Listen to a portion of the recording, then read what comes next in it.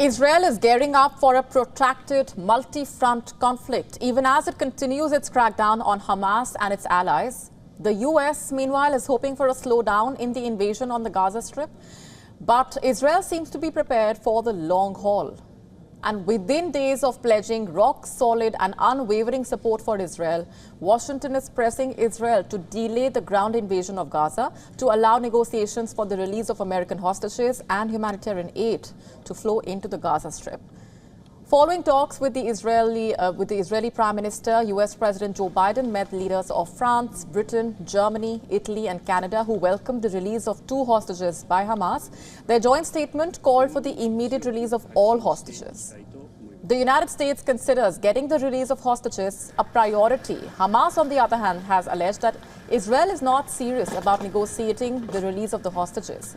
It even claimed that Israel has declined to receive 2 more hostages that they were willing to release on humanitarian grounds. Israel dismissed the Hamas statement's propaganda while holding firm on its resolve to launch the ground offensive. It, in fact, went ahead with overnight strikes on Sunday that killed scores of Palestinians.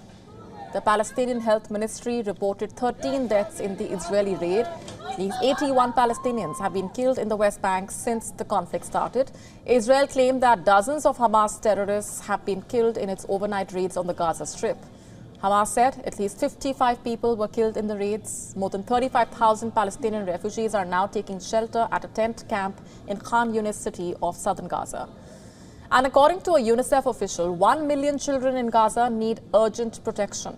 The Israeli Defense Minister, Yoav Gallant, saying that Israel's upcoming ground offensive in the Gaza Strip could last up to 3 months, but he asserted that it will be the last one if Israel succeeds in eliminating Hamas. Meanwhile, family members of those missing after the October 7 Hamas attacks are mounting pressure on the government to take immediate steps for the release of the loved ones. Israeli defense officials saying that the repeated delays in the ground invasion reflect differences on a broad military operation that would also include Hezbollah in Lebanon. And residents of northern Israel and both sides of Israel-Lebanon border are fearing a second front of the conflict opening up. WION now available in your country. Download the app now. Get all the updates on the move.